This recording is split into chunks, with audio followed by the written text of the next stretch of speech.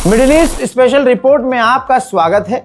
दोस्तों, बताना चाहूंगा कि पाकिस्तान और सऊदी अरब का जो डिफेंस एग्रीमेंट है, जिसके अंदर सऊदी अरब और फिलहाल पाकिस्तान है, और पाकिस्तान ने तमाम मुस्लिम और अरब देशों को इनवाइट किया था कि आप भी हमारे डिफेंस एग्रीमेंट में शामिल हो सकते हैं, हमारे ग्रुप में आ सकते हैं।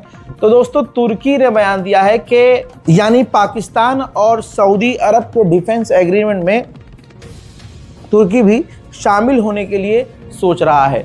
और दोस्तों, अगर तुर्की ने ये बात कही दी है तो तुर्की सोच नहीं रहा होगा, बल्कि बातचीत शुरू हो चुकी है। लगभग कई तरह की इनपुट ये भी है कि, और जाहिर सी बात है, पाकिस्तान और सऊदी अरब तुर्की को क्यों, क्योंकि तुर्की एक नेटो वाला देश है, और ऐसे में अगर ये इस ग्रुप में शामिल होता है तो पाकिस्तान और सऊदी अरब को काफ़ी मजबूती मिलेगी। मैंने कल ही बता दिया था, हम सबकी नज़र ईरान पर रही और ईरान पर हमारी नज़र रही, और पीछे से इजराइल ने गाज़ा पर बमबारी करी है। 2 दिनों में गाज़ा में गोलीबारी और बमबारी करके सिर्फ 2 दिन के अंदर इजराइल ने गज़ा में 14 फिलिस्तीनियों को कत्ल किया और कम से कम 50 से ज़्यादा फिलिस्तीनियों को घायल किया। हज़रात मोहतरम, उन तमाम हमलों के कुछ मंजर हैं। हालांकि मैंने बहुत सेंसिटिव जो विजुअल्स थे उनको सेंसर कर दिया है, लेकिन ये मंजर आप गाज़ा पर हमले का देखिए।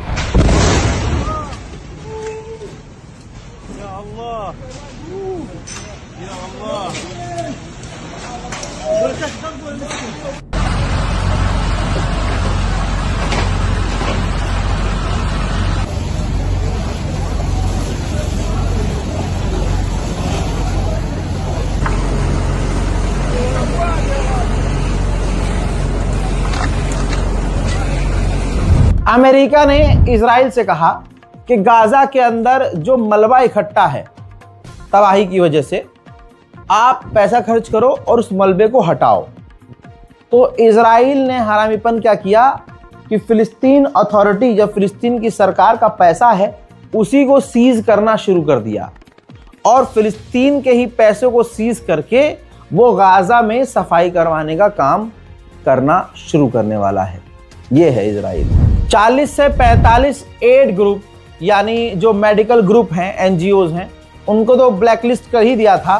अब कम से कम कहा जा रहा है कि 15-20 और ऐसे मेडिकल ग्रुप हैं, उनको भी इजराइल ने गाज़ा के अंदर जाने से ब्लॉक कर दिया है। डोनाल्ड ट्रंप ने फॉक्स न्यूज़ पर इंटरव्यू देते हुए कहा कि हमास और हिजबुल्लाह दोनों ही हथियार डालने को तैयार हैं, लेकिन हमें उनके नेचर पर भरोसा नहीं है। देखते हैं आगे क्या होता है। हजरात, आज के दौर में सारी दुनिया ट्रंप के नेचर पर भरोसा नहीं करती है, और शायद इसीलिए हमास और हिजबुल्लाह हथियार नहीं डाल रहे। लेकिन इल्ज़ाम नेचर पर यकीन ना होने का डोनाल्ड ट्रंप इन दोनों पर लगा रहे हैं। इतना बार बार बोलना नहीं चाहता हूं, और मैं बस इशारा कर देता हूं कि देखिए, गाज़ा में चीज़ें ठीक नहीं हैं। आपका ध्यान भटक गया ना आपका ध्यान, कहीं कुछ हो गया तो आप गाज़ा को भूल गए, फिलिस्तीन को भूल गए। हजरात, पूरी दुनिया में भारत के मुसलमान सबसे ज़्यादा मुसीबत में हैं, और आने वाले हैं और भी मुसीबत में। और सबसे बुरी हालत अगर कहीं है तो गाज़ा की है। सीधा नरसंहार हुआ है। यहाँ तो तैयारी है नरसंहार की, वहाँ तो हो चुका है नरसंहार। और उसके बाद का मंजर ये है, ये देखिए भाई, जो लोग मारे गए हैं सो मारे गए हैं। वहाँ ठंड है, तो ठंड की वजह से हालात इतने बुरे हैं कि ठंड की वजह से दर्जनों लोग मारे गए हैं। इस कड़ाके की ठंड में लोगों के पास कपड़ा नहीं है भाई ठंड का।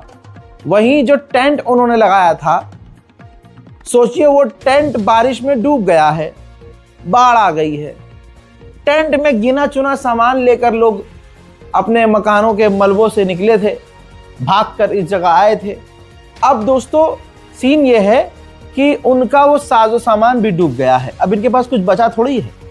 हालात इतने ज़्यादा बुरे हैं। लेकिन जब हम मदद की बात करते हैं कि भाई चलिए गाज़ा में हम कुछ मदद भेजते हैं, तो दोस्तों, अब पहले लोग आ भी रहते कि हाँ चलो भरत भाई करते हैं मिल के करते हैं, और हम मदद भेज भी रहते हैं, और हमने भेजी भी है, अभी भी भेज रहे हैं, क्योंकि वहाँ इंटरनेट शटडाउन है, और ये बिजली और ये तूफ़ान, ये बारिश, जो बेचारी बहन हमारे कुछ कुछ रकम से खाना पानी बांटती है, वो बेचारी खुद ही कह रही है कि भाई यहाँ बड़ी मुश्किल से हम पैकेट वाली कुछ चीज़ें बांट दे रहे हैं, या किसी दूसरे इलाके में जाकर वहाँ सूखी जगह पर कुछ खाना वाना बनाने की कोशिश कर रहे हैं। ऐसे में मैं उनसे कहूँ कि भाई वीडियो बना के भेज, तो ये बड़ी बेशर्मी वाली बात होगी।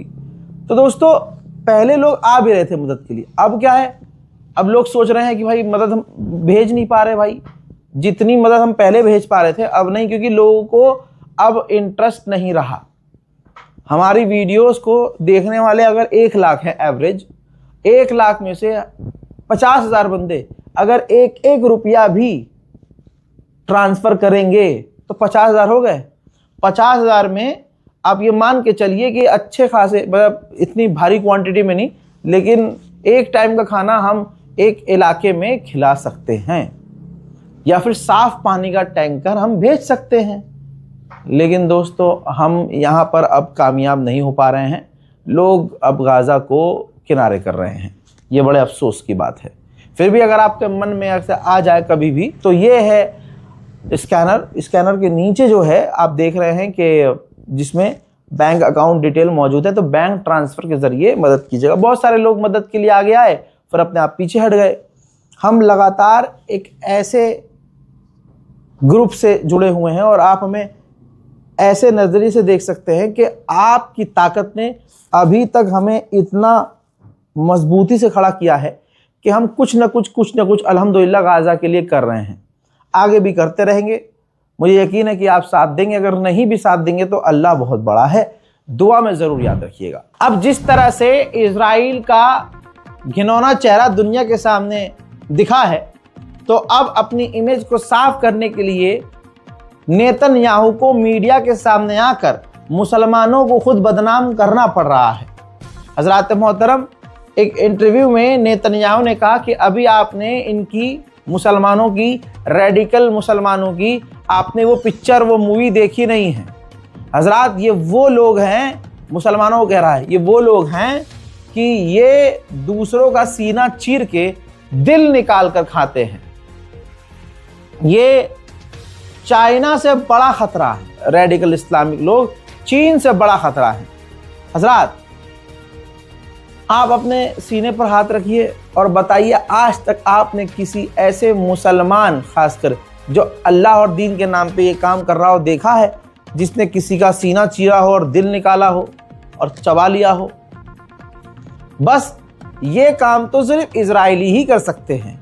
ये काम तो आले यहूद ही कर सकते हैं कि वो जब 2 साल के अंदर गाजा में लाखों लोगों का नरसंहार कर सकते हैं, छोटे छोटे बच्चों के सर पे सामने से गोली मार सकते हैं, जेल के अंदर फिलिस्तीनी महिलाओं की इज्जत ग्रुप में लूट सकते हैं, सीने से दिल निकाल कर किसी इंसान का वही लोग दिल चबा सकते हैं। हज़रात मोहतरम, वेस्ट बैंक तो गया, तमाम अरब खामोश रहे और वेस्ट बैंक पर आधे से ज़्यादा कब्जा हो गया और अभी हो रहा है।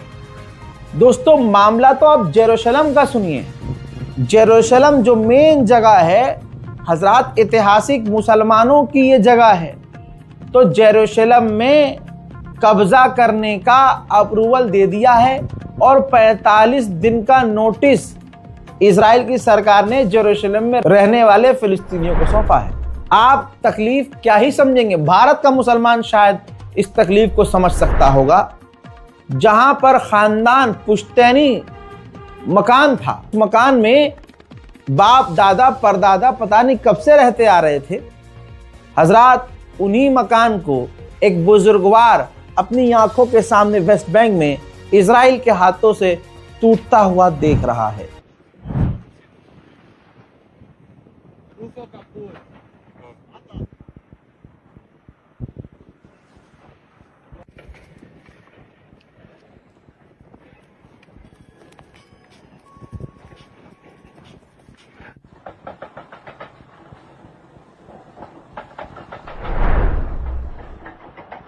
दूसरी तरफ इजराइल के सेटलर्स फिलिस्तीनियों पर हमला करते हुए एक बार फिर नजर आ रहे हैं और ये रोज का काम है।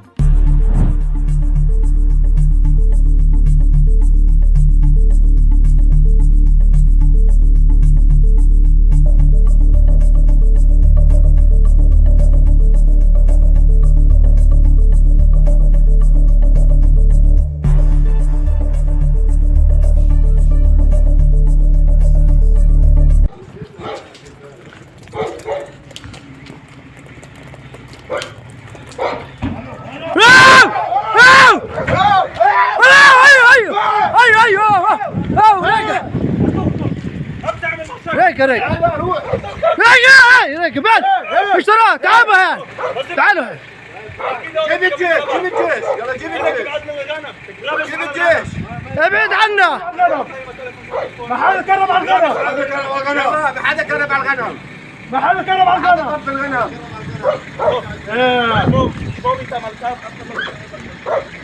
لقيت له الشراء رن على الشراء رن صوروا انتوا صوروا वेस्ट बैंक में तो आप गवाह हैं, आप ही मेरे गवाह हैं, खुदा का वास्ता है आपको। बताइए कितने टाइम से मैं कह रहा हूं, साल भर गुजर चुका है कि वेस्ट बैंक जा रहा है, वेस्ट बैंक पर कब्जा हो रहा है, वेस्ट बैंक का बुरा हाल है, अरब खामोश है, मुसलमान खामोश है। वेस्ट बैंक गया, वेस्ट बैंक में बिल्डोजर, वेस्ट बैंक में ये, वेस्ट बैंक में वो, कोई नहीं बोला। आज वेस्ट बैंक के लोग, फिलिस्तीनी लोग मजबूर हैं और अपने अपने घरों को छोड़ रहे हैं। पाकिस्तान के डिफेंस मिनिस्टर ने कहा है कि इंसानियत का सबसे गंदा और सबसे बड़ा क्रिमिनल नेतन्याहू है और मैंने तुर्की और अमेरिका से कहा है कि नेतन्याहू को गिरफ्तार कर लो। हजरत ओआईसी ने, इस मरे हुए संगठन ने और अलग से 22 मुस्लिम देशों ने इजराइल की निंदा की है, जो इजराइल का विदेश मंत्री सोमालिया लैंड पहुंचा था। निंदा भी अगर हराम के पिल्ले पूरे एक हफ्ते के बाद कर रहे हैं तो कद्दू के ये इस्लामिक ग्रुप हैं, कद्दू का ये ओआईसी है। ओआईसी तो भाई साहब क्या कहूं मैं, अय्याश और आवारा लोगों का ग्रुप है। मैं ओआईसी के बारे में बता चुका हूं आपको, अरब लीग के बारे में बता चुका हूं। ये तमाम एक जगह इकट्ठा होते हैं, 7 स्टार लाइफ जीते हैं, है ना। वैसे भी उनकी 7 स्टार लाइफ होती है भाई, लग्जरी लाइफ। या आते हैं एक जगह इकट्ठा होते हैं, अपनी बकचोदी करते हैं, फोटो तो खिंचाते हैं, जॉइंट स्टेटमेंट देते हैं, मुर्गा उर्गा पेलते हैं, खूब एकदम खा पी के फिर बढ़िया दावत करके और नाच गा के, और आगे की कहानी अल्लाह जाने क्या करते हैं बिस्तर पे जाके किसके साथ, और उसके बाद ये अपने घर निकल जाते हैं। ये है अरब संगठन, ये है ओआईसी। इनके यहाँ यही होता है, हद से ये निंदा कर सकते हैं और इसके अलावा कुछ नहीं करते। सोमालिया के राष्ट्रपति ने कहा है कि सोमालिया लैंड के लोग हमसे नाराज हैं और उनके साथ पास्ट में अगर कुछ गलत हुआ है तो हम उनसे माफी मांगेंगे, हम माफी मांगेंगे और हम उनसे बात करेंगे। यानी आप समझ रहे हैं, पहले बयान सुनिए। waxaan mar kale caddaynayaa in jamhuuriyadda federaalka soomaaliya ay tahay dal xor ah, mid ah, dhulkiisa aan lagu kala goyn karin warqad ay Israa'iil qortay ama saxiixay Netanyahu। यानी सोमालिया इतना मजबूर हो गया है कि वो कह रहा है कि इनके साथ अगर पास्ट में कुछ बुरा हुआ है जिसकी वजह से ये हमसे अलग हो गए हैं तो हम माफी मांगने को तैयार हैं। क्योंकि दोस्तों सोमालिया को अच्छे से पता है कि सोमालिया लैंड पर अगर इजराइल आ गया, सोमालिया के ही एक और टुकड़े पर, दूसरे छोर पर अगर इजराइल आ गया तो धीरे धीरे इजराइल पूरे ही सोमालिया पर कब्जा करेगा। हजरात, खबर यह आ रही है कि चाइना की एक डेलीगेशन इजराइल आई थी और इजराइल आने के बाद इजराइल और फिलिस्तीन की अथॉरिटी से, दोनों पक्षों से मुलाकात चाइना की डेलीगेशन ने की है। रजब तैयब एर्दोगान ने अपने बयान में कहा कि हमने कई बार नेतन्याहू से कहा, इजराइल से कहा कि गाजा के अंदर ह्यूमैनिटेरियन मदद हमें भेजने दो, कंटेनर जाने दो, मदद के तमाम साजो सामान जाने दो। लेकिन नेतन्याहू फिरौन, जी हाँ, नेतन्याहू फिरौन गाजा के अंदर मदद जाने नहीं दे रहा है। वो उन तमाम ह्यूमैनिटेरियन एड में इंटरेस्टेड नहीं है। Konteyner gönderelim diyoruz. Birleşmiş Milletleri devreye sokuyoruz. Batı'yı devreye sokuyoruz. Netanyahu denilen firavun zaten bu işlere asla ilgi duymaz ve bunu kabul etmiyor. वहीं हमास ने किया है बड़ा ऐलान। हमास ने कहा है कि गाजा की हम इंडिपेंडेंट बॉडी, जो गाजा को आज़ादी से चलाएगी ना, जो भी सरकार, हम हथियार सिर्फ उनके हाथ में देंगे, वरना हम हथियार नहीं डालेंगे। अब सोमालिया के राष्ट्रपति ने इतनी बड़ी बात कही कि हम हाथ जोड़ लेंगे, भीख मांग लेंगे, माफ़ी मांग लेंगे, ये वो। क्यों? क्योंकि खबर आ रही है कि सोमालिया लैंड के ऑफिशियल जो गैर कानूनी, इंटरनेशनल लॉ के हिसाब से गैर कानूनी ऑफिशियल हैं, वो पहुंचे हुए हैं इजराइल। कहा जा रहा है कि सोमालियालैंड बहुत जल्दी, आजकल में ही इजराइल के साथ अब्राहम अकॉर्ड की डील कर लेगा। UNRWA का दफ्तर इजराइल ने गाजा फिलिस्तीन में बंद कर दिया है। इसके बाद UNRWA अपना दफ्तर तुर्की के अंदर शिफ्ट कर रहा है। हजरात, सन 2025-25 के अंदर, एक साल के अंदर सोचिए 70,000, रिपोर्ट आपकी स्क्रीन पर लगा रहा हूं, 70,000 ज़ियोनिस्ट जो यहूदी हैं वो इजराइल छोड़कर गए। 70,000, और उन 70,000 में से सिर्फ 19,000 लौटे हैं। यानी इजराइल भले ही फिलिस्तीनियों की जमीन कब्जा रहा है और अपनी इमेज सुधारने की कोशिश कर रहा है, लेकिन दूसरे देशों से यहूदी आने के बजाय इनके देश के, इजराइल के खुद यहूदी हमेशा के लिए खुद भाग रहे हैं देश छोड़कर। STC ग्रुप आपको याद होगा, ये वो STC ग्रुप है जिसने यमन के अंदर UAE की मदद से उनके हथियारों से घुसपैठ की और यमन का माहौल ख़राब किया और यमन पर कब्जा करने की कोशिश की। सऊदी अरब ने खूब पीटा, अंदर घुसकर फाइटर जेट से बम बरसाए, हेलीकॉप्टर से और ड्रोन से बम बरसाए, जिसके बाद UAE की ऐसी चादर फटी कि वो वहाँ से उल्टे पैर भागे। जब UAE पीछे हटा तो STC को हथियार देने वाला कोई ना मिला और STC पूरी तरह से घुटने पर आ गया। फिर इसके बाद सऊदी अरब का खौफ इतना कि STC के ऑफिशियल ने, अधिकारी ने खुद ऐलान किया कि हम डिसॉल्व हो रहे हैं, इस संगठन को ख़त्म कर रहे हैं और पीछे हट रहे हैं। हजरात, भारत में जो एक समाज है, समुदाय है खास बहुसंख्यक, वो मुसलमानों को जैसे फंसाता है, वही आइडिया एक ब्रिटेन के इजरायली समर्थक वकील ने अपनाया। हजरात, रिपोर्ट आपकी स्क्रीन पर है, पूरी रिपोर्ट आप पढ़ सकते हैं, लेकिन आसान भाषा में मैं बता रहा हूं। बरतानिया में ये वकील है, इजराइल का जो है समर्थक है, इसने यहूदियों के खिलाफ अपने घर के बाहर पेंटिंग बनाई, यहूदियों के खिलाफ नारेबाजी और कुछ साइन बनाए, और इसने केस कर दिया, खुद ही वकील है ना, और फिलिस्तीन ऑर्गेनाइजेशंस को और फिलिस्तीनी समर्थकों को फंसाने की कोशिश करी ब्रिटेन में। जब इन्वेस्टिगेशन हुई, जांच पड़ताल हुई, कुछ साक्ष्य सामने आए तो साबित हुआ और इसने खुद कबूल किया कि फिलिस्तीनियों को और फिलिस्तीनी NGOs को फंसाने के लिए मैंने ही अपने हाथों से घर के बाहर इजराइल के खिलाफ ये पेंटिंग और ग्रेफिटी बनाई थी। वहीं वेस्ट बैंक में एक शादी चल रही थी फिलिस्तीनी परिवार की, तो उस बैंकेट हॉल में, उस मैरिज हॉल में इजराइल की फौज घुस गई। बच्चे हैं वहां, छोटे छोटे बच्चे हैं वहां, टीयर गैस दागने लगी, जबरदस्ती, दंगा, आतंक इसे कहते हैं। दोस्तों, इजराइल के लोग किसी भी देश में जाएं, उस देश के लिए सबसे बड़ा खतरा होते हैं। ये आज मैं साबित करके मानूंगा। आपकी स्क्रीन पर एक इजराइल का टूरिस्ट है जो अर्जेंटीना के जंगलों में आग लगाता हुआ नजर आया है। यह सबसे बड़ा सबूत है दोस्तों। अच्छा, 2 तस्वीर है हजरात, इसके हाथ से लगाई हुई जंगल की आग आप देख सकते हैं दूसरे फ्रेम में कितनी ज्यादा फैल चुकी है। हजरात, ये जंगल में आग लगाता हुआ नजर आया है और अब ये खबर फैल गई है। अब जरा वहां के वेस्टर्न मीडिया को देखिए, जंगल दिखा रहे हैं किस तरह से उस इजरायली ने जो आग लगाई पूरे जंगल, और अभी भी जब आप वीडियो देख रहे हैं जंगल की आग फैलती जा रही है। रिपोर्ट्स के अनुसार ये जो इजरायली टूरिस्ट है इसके पास बम भी मिले हैं, ग्रेनेड मिले हैं। तो देखिए, इजराइल का एक नागरिक किसी भी देश में जाकर उस देश को कितने बड़े खतरे में डाल सकता है, लाइव एग्जांपल है। आदत से मजबूर, रोज का उसका पैटर्न, इजराइल का लेबनान पर उसने फिर से बड़े हमले किए हैं। لا بعنقانة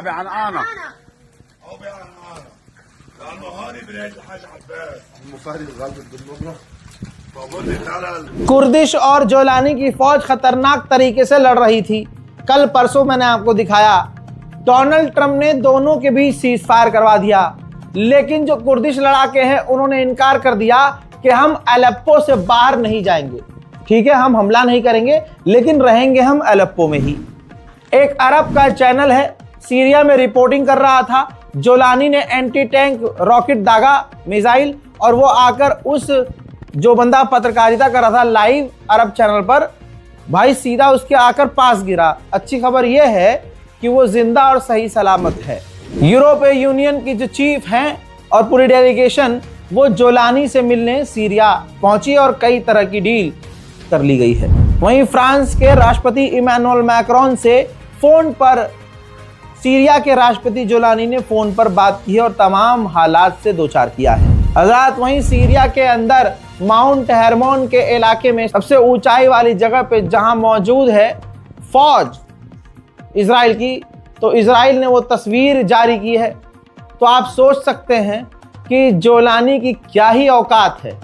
अपना ही एक सबसे सेंसिटिव इलाका इजराइल को अपने हाथों से सौंप दिया। इजराइल अभी भी सीरिया में मौजूद है, सीरिया के लोगों के ऊपर रेड कर रहा है, गिरफ्तारी कर रहा है और चौड़े में चढ़ाने के लिए फोटो भी डाल रहा है गोलान हाइट की।